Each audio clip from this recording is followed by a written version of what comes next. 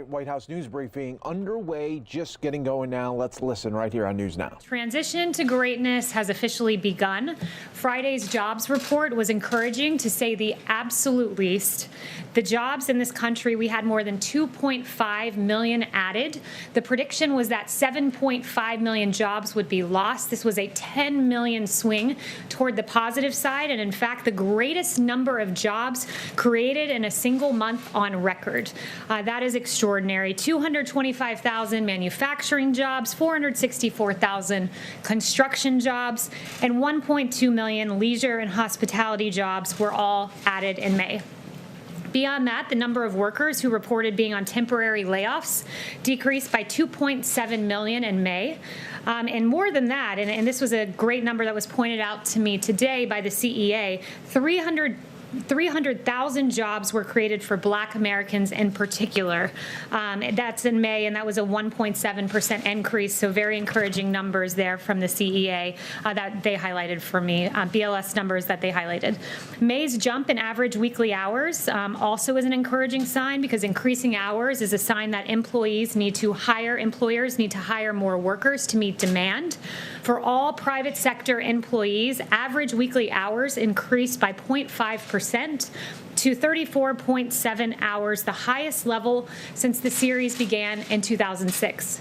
73% of small businesses are open. That is up from the 52% right before the April jobs report reference period.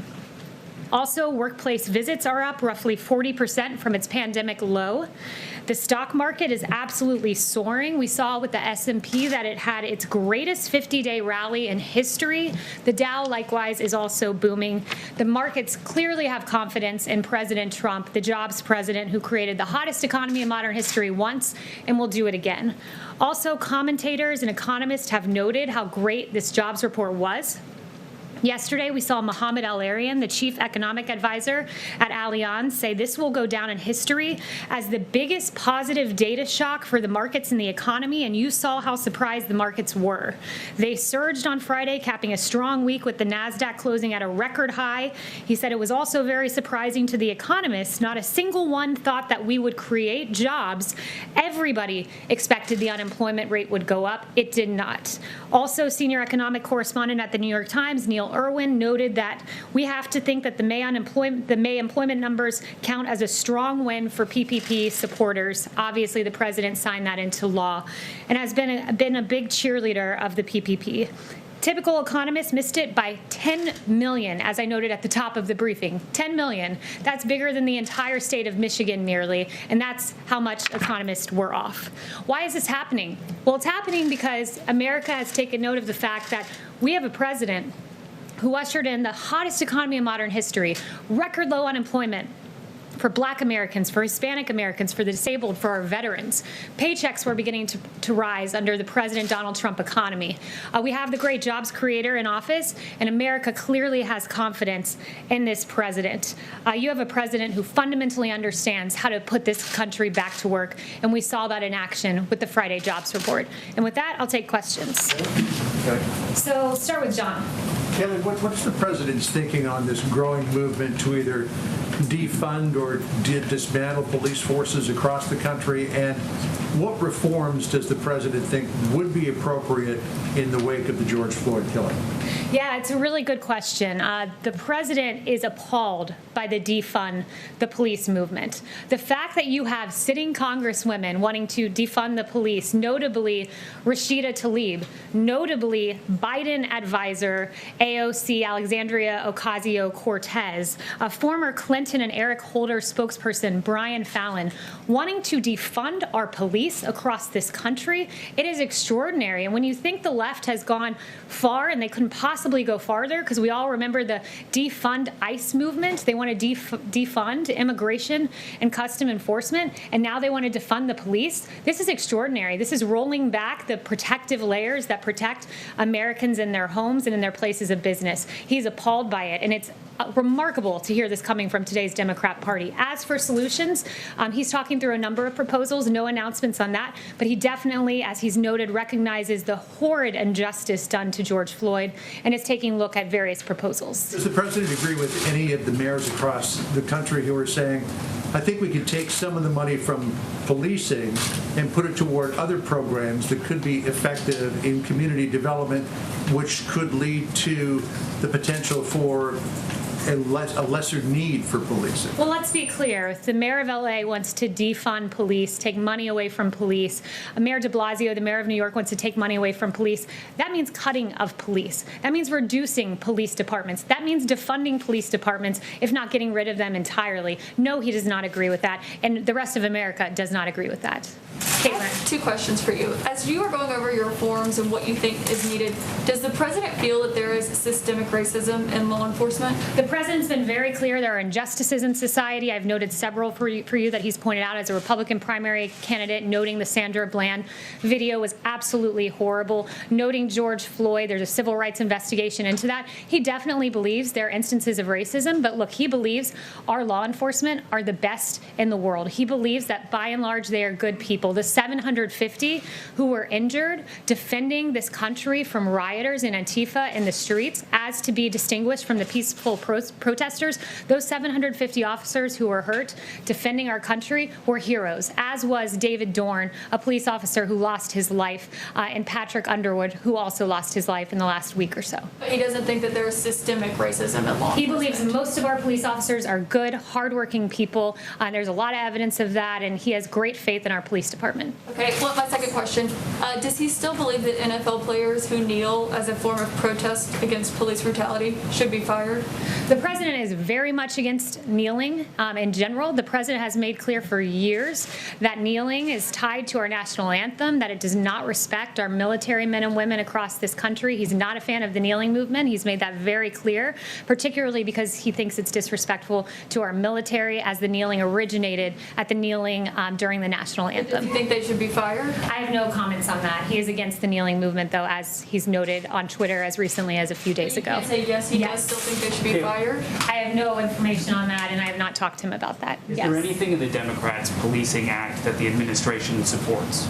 Yeah, that legislation, first of all, the text of it hasn't even been given to us. I've not talked with the president about that yet. He hasn't reviewed it yet. He's looking at a number of proposals, but there are some non-starters in there, I would say, particularly on the immunity issue. You had A.G. Barr saying this weekend he was asked about reduced immunity, and he said, I don't think we need to reduce immunity to go after the bad cops, because that would result certainly in police pulling back, which is not advisable. So he hasn't reviewed the legislation, but A.G. Barr, as a member of the administration, noted this prior to the proposal coming out. Does the administration support the banning of the use of chokeholds? Look, the president, again, hasn't reviewed this piece of legislation. The president is looking at what's a state issue, what's a federal issue right now. He's currently reviewing proposals, actually, on this very topic about police reform, so I'll leave it to him and not get ahead of him on that. But certainly we believe that the appropriate amount of force should be used in any police interaction with an individual. But 2 weeks after all of this civil unrest, why does the White House not have a plan? The president said on Friday that his plan for combating racism is a strong economy. How does that work? Look, that's an important part of combating racism is making sure that there's equal opportunity for Black Americans in this country. This president, we hear a lot of words from Democrats about criminal justice reform, that they wanted this. Well, they got it with President Trump reducing racial sentencing disparities via the First Step Act. Democrats talk about economic opportunity for Black Americans and people in vulnerable communities, and this president has done that with opportunity zones. It was a good start. More than 900 places, creating private investment to help people get on their feet to start businesses in this country. HBCUs, record funding. This president repeatedly, through his actions, stood up for the Black community, and a big piece of that is absolutely economic reform. And I'd finally note on the point of economic reform, the USMCA, these trade deals, the TPP, making sure that didn't take place, that directly advantaged hardworking men and women in Detroit who wanted their auto jobs. So his reformation with trade, and also opportunity zones is helping to ensure that Americans of all races have the same opportunity in the economic playing field. You're saying he will eventually have a police reform plan? He's looking at various proposals, so I won't get ahead of him. No announcements on that front, but he has been looking at them over the last few days. Yes. Kayleigh, there are reports that the administration is going to be pulling troops from Germany. Can you say how many and when and where are they going? Yeah, what I would say on that is, first, we have no announcements at this time. I know there's reporting out there, but as of this moment, there are no announcements. The president's continually reassessing the best posture for the United States military forces and our presence overseas. We remain committed to working with our strong allies. Will he consult Angela Merkel before making a final decision? I'll leave that to the president. Again, no announcements at this time. And just one final, the new Lafayette Square fencing, do you have any indication on when that might be removed or taken down, since the protests have become more peaceful, and who makes that decision? Yeah, I don't have any announcements with regard to the fencing. That's not something that's in White House control in terms of securing the perimeter. But what I would say is the president has recognized that the protests have largely been peaceful. Why have they been peaceful? It's because of the actions taken by this administration. If you'll notice, Minneapolis was in chaos until the National Guard came in, and then it was secure. You had outside here in Lafayette Park, I noted the 750 law enforcement officers that were injured across the country. Well, 1/5 of those were in D.C. and the vast majority in Lafayette Park. And once the National Guard came in, D.C. was secure. That Monday decision by the president of encouraging governors to surge the National Guard made the difference. And the president's recognized now that the protests are peaceful. He's recommended a winding down of the National Guard, very peaceful protest over the weekend. So with regard to the security of the building, not a decision for the White House. Would refer you to Secret Service and Park Services on that. But the president has recognized the peaceful protesting and is encouraged by that. Yes, Jen. Kayleigh, on Hong Kong, can you say when will the administration revoke Hong Kong's trade status? And also, do you think that that move would be the only thing the administration does? Is there something else planned? And do you think that China will listen? Are you seeing any signs of China relenting on Hong Kong? Yeah, we haven't seen any updates from China thus far. No announcements with regard to the timing of that, but the president has been very clear that China has placed its promise of one country, two systems, with one country, one system, which is what led the administration to make the announcement that it would begin eliminating policy exemptions that were given to Hong Kong, the special treatment that they once had. Kayleigh? Yes, Steve. Is there any, a week after what we saw in Lafayette Park last Monday night, are there any people here in this building who believe that, or does the president believe that perhaps things went the way they shouldn't have gone? Is there any regret on the part of the president or anyone here about how people were treated, people who were peacefully protesting, and how they were rushed out so violently? No, there's no regrets on the part of this White House because, look, I'd note that many of those decisions were not made here within the White House. It was AG Barr who made the decision to move the perimeter. Monday night, Park Police also had made that decision independently when they saw all of the violence in Lafayette Square. And when, before these protesters were moved by Park Police and they issued that tactical order, there were 3 loud warnings. And as I believe it was AG Barr on Face the Nation noted, that some of those protesters moved back and adhered to the warning, but others of those protesters started hurling objects, and that was unacceptable. And Park Police acted as they felt they needed to at that time in response, and we stand by those actions. The country and the world saw this violent clash between people who were otherwise peacefully protesting, but really the president is not sorry for the way things went? No, the president is sorry about the fact that Antifa wreaked havoc in our streets and the failure of some members of the media to note that. Like CNN's Chris Cuomo said, show me where it says protesters are supposed to be peaceful. Well, I'd point him to the First Amendment where it says that you have the right to, quote, peaceably assemble. He should go back and read the Constitution. There are many others out there, like Don Lemon, saying that rioting is a mechanism to restructure our country. Burning down St. John's, using a pick to literally like carve out, as we saw in that video, concrete from the sidewalk to hurl at officers, that's not peacefully protesting. The actions of the rioters were not in keeping with the First Amendment. And I think the media needs to recognize there's a discernment between the peaceful protesters, many of whom I've seen, and the rioters. And yes, America will act against rioters. And yes, under President Trump, he will not allow burning buildings, 150 federal buildings to be defaced, and 750 law enforcement officers to be injured in our country. Can I ask you one more about Yes, the president? Ryan. I like the blue suit. Oh, thank That's you. a really snazzy look. Yeah. Just to follow up on that, you do know that the burning of St. John's happened on Sunday nights, and a lot of the violence that you're talking about, that happened on Sunday night. What he was asking about was Monday, when, as anyone who was down there knows it was almost exclusively peaceful, especially in the moments before the chemical munitions were used on those protesters.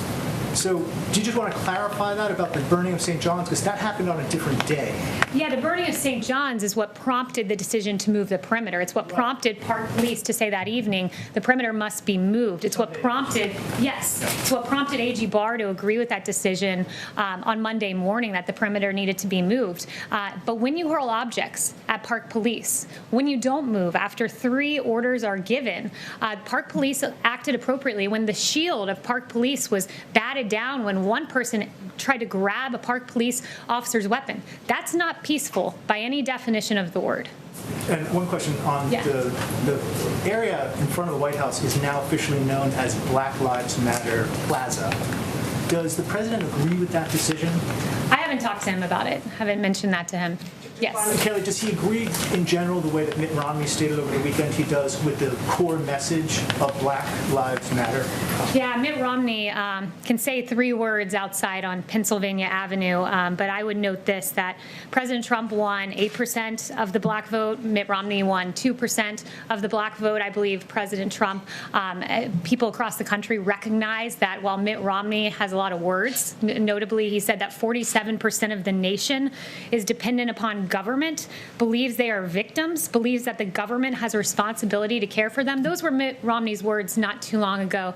The president takes great offense to those words. That's not America. Guess what America is? It's when given opportunity via a Trump opportunity zone, belief that Americans of all races can rise to the occasion and achieve, belief in HBCUs and giving funding, record funding to HBCUs, because we need to enable education in our country and school choice. Those kind of actions on the part of the president stand in stark contrast with the very empty words of Senator Romney. Yes. Thank you, Kayleigh. As you have noted, the president has talked about the protest. He's talked about the death of George Floyd. But he still hasn't given a formal address to the nation. Why is that, and are there plans for him to do that anytime soon? So the president has addressed the nation on this. I know several media outlets chose not to cover it, but when he was down in Florida last Saturday, he said, and I have the whole thing here, as he said many times, the death of George Floyd on the streets of Minneapolis was a grave tragedy. It should never, ever have happened. He spent several minutes going through this. In fact, half of his speech saying, I understand the pain that people are feeling. We support the right of peaceful protesters. We hear their pleas. And he went on and on and on. He said on Monday, I am your president of law and order and an ally of peaceful protesters. So he has said it. Some in the media have chosen not to cover it. Those words are out there and they're documented. Yes. Ebony. Yeah. Thank you. Obviously, we're hearing a very optimistic message from the president about the jobs numbers and the stock market recovery. But in an executive order on Thursday night, the president said that he had determined that without intervention, the U.S. faced the likelihood of a long economic recovery with persistent high unemployment. I'm just wondering why we're hearing 2 messages from the president and how the American people are supposed to feel about the economy for the rest of the year. Yeah, well, the president sees Friday as a great stride toward what he ultimately wants, which is this rearing economy that we had where paychecks were growing and at the fastest for low-income workers. We were at a very good place before he chose to stop the economy to save 2.1 million lives potentially. So he took the action that was necessary at the time. He wants to get us back to that place we were at. He's the one who can do it. He's noted there's going to be a time of recovery. He thinks that Q4 will be good. Next year will be great. Monday was a great, an unexpected note that the market believes in this president, that employers believe in this president, that they believe they can open their doors in the Trump economy. So it was a note of a great first step of progress, but rest assured there are many more steps that we have to take to get back to the hottest economy in modern history, but we will get there under President Trump. Yes? Sure, Kay. Sticking with the economy, New York City began reopening its economy today after a very long lockdown. Does President Trump think we need another coronavirus stimulus package, and if so, what would he want to see in it before he signs it? Yeah, he's remained open to a phase 4. There was some discussion about this. There was a meeting last week at the White House House about that, actually. So won't get ahead of him, but he has said there are several things he wants. Payroll tax holiday was one of them because that directly advantages low-income workers. Several other things that he would like to see in the package. Won't get ahead of him, but he's certainly still open to a phase 4, but it can't be, as he's noted, just state and local bailouts for blue states that have run their states into the ground because of decades of Democrat policies. Chanel. Thank you, Kayleigh. Would President Trump support an actual increase in police funding to help offset some of the damage that could be waged on departments that are defunded across the country? Yeah, so again, that would be getting ahead of the president on that exact proposal, but he's been very clear he does not support defunding the police in any way, shape, or form. He noted, in fact, just a little bit ago to me that we have seen violent crime come down in this country. And why, at the time when violent crime's coming down, why would we defund the police, who are in large part responsible for helping America to get to a place where our streets are safe? So I would point you to that and before getting ahead of the president on a specific policy. Yeah, can I ask a follow-up to that? Louis. Yeah, I wanted to ask you about defunding the police movement that's going on. How does it impact the crime scenario here? You said, sorry, I didn't hear the last word. Defunding the police, how does it impact the crime scenario here? The crime rates are going up. Do you think that will impact the crime? Yeah, absolutely. Look, our police officers are the ones who are defending this country and making sure that we have law and order in our streets, and there's no more evidence of that than just taking a look at the raw numbers. Our police are described as the blue line in American society between peace and chaos, between order and anarchy, and that thin blue line has done quite a bit. Just looking at 2018 numbers, murder arrest 11,970, robbery arrest 88,130, aggravated assault 395,800, violent crime arrest 495,900. That's police officers who are doing the arresting. You eliminate police officers, you will have chaos, crime, and anarchy in the streets, and that's something that's unacceptable to the president. Do you think this is political in nature? The Sorry? entire movement is political in nature? Is politically motivated, this movement? This movement? What the president believes is, look, when you look at, I would just take at their own words, Black Lives Matter DC, and Black Lives Matter DC said Black Lives Matter means defund the police. So if that's what the movement means, of course the president stands against defunding the police. All Black Lives Matter, including the life of David Dorn, who perished in the last week and a half, including Patrick Underwood, who also lost his life this week. All Black Lives Matter, but in terms of the movement Black Lives Matter, they define themselves as defund the police, and that's something this president stands against. Frank. Yes. Blacks are disproportionately arrested and disproportionately incarcerated in this country, and when they return to society, they are often denied the right to vote, sometimes for the rest of their lives. Is the president concerned about this disparity, and does the president favor restoring the rights of all those who complete their sentences so that they can participate in the 2020 election? So I haven't spoken to him on that issue specifically, but what I would note is your question does edge on the notion of criminal justice reform, obviously someone who's wrongfully incarcerated, that we need to address that situation. And the president has, with the First Step Act, a great piece of legislation that says pregnant women can't be shackled when they're having their baby in jail. These are basic, common sense, human decency reforms that the president put in place. The sentencing disparities that are at play because of the Violent Crime Control and Law Enforcement Act of 1994, that crime bill which has been derided and rightfully so by civil rights leaders. This president helped in part to rectify that. And I'd note that the First Step Act, the beneficiaries, more than 90% have been Black Americans. So this is a president who's always stood on the side of justice, but I have not spoken to him about that specifically. Is there anyone who I haven't gotten to? Could you ask him about that? Emily. Thank you. I'd like to ask a question on behalf of myself and then one from a colleague who couldn't be here. Sure. So many complaints were made against Derek Chauvin prior to the death of George Floyd, and I was wondering if President Trump believes that disciplinary records and complaints against police as well as police personnel files should be accessible to the public. States have differing laws on this, but should there be a minimum national standard on police transparency with respect to these complaints and records? Yes, it's a good question, but again, it would get to what the president's going to propose going forward, so I won't address that or get ahead of that. But the particular incidents you referenced of George Floyd, it was egregious, and that needs to be looked at and is being looked at, not just at the state level, but at the level of the DOJ as well. Thank you. And from a colleague, does President Trump urge Prince Andrew to comply with his Department of Justice's request for an interview in the case against Jeffrey Epstein? I haven't spoken to him about that, so I would not get ahead of him on that. John. Kayleigh, a couple of questions on coronavirus, if I could. Is there any thought being given to returning to, if not a daily coronavirus briefing, frequent coronavirus briefings? And on the reopenings, the president said some weeks back that he would continue to monitor the situation and that if any states were doing things that he didn't think were appropriate, he would step in to intervene. Has the president, in any of these reopenings, particularly as coronavirus cases are increasing, which could be due in part due to increased testing, is he seeing anything that gives him concern?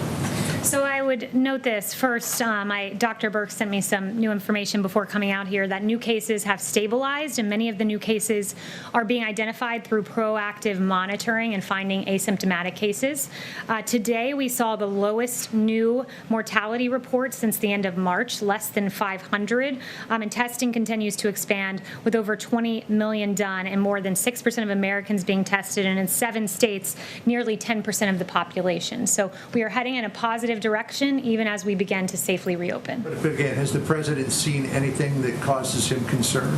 I would note again the encouraging signs put forward by Dr. Birx. He's seen the country safely reopen, and I would also just note some of the media contradictions here, certainly not referring to you specifically, John, but just a little more broadly, that there isn't an outcry about social distancing among the protests. And I mean, I saw one network with footage of the Ozarks and complaining about social distancing in the Ozarks, and then seamlessly transitioning into protest footage and not suggesting that there was a problem with the lack of social distancing. So I think we have to be very consistent here. And one note that I really wanted to get in, should have weaved it in earlier, but I think it's important, is just there's so much focus on our police officers right now. There are absolute cases of injustices. Our heart breaks for those cases, but I just want to note some of the great things our police have done last year alone. In Alaska, retired cop Kim Castro jumped in freezing water to help victims to safety after a plane crash.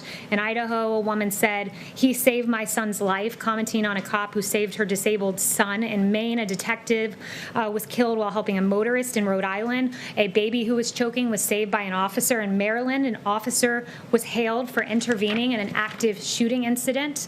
In North Carolina, police thwarted a mass shooting. In Ohio, police took down a mass shooter at a bar. In Wisconsin, a terminally ill girl was visited by 40 officers and canines. In New York, Officers Bies and Officer Roman of the NYPD responded to an incident involving a homeless man. They bought him new glasses, a haircut, and a new suit, and they helped him to find a job. In Detroit, Michigan, an officer helped a homeless man struggling to shave in the streets. In Virginia, officers could be seen playing with little girls, playing dolls with them on the street. And in Arizona, Charlie called 911 asking for a Happy Meal, mistakenly, and police delivered. This is who our great law enforcement officers are, and we should remember that. Thank you so much.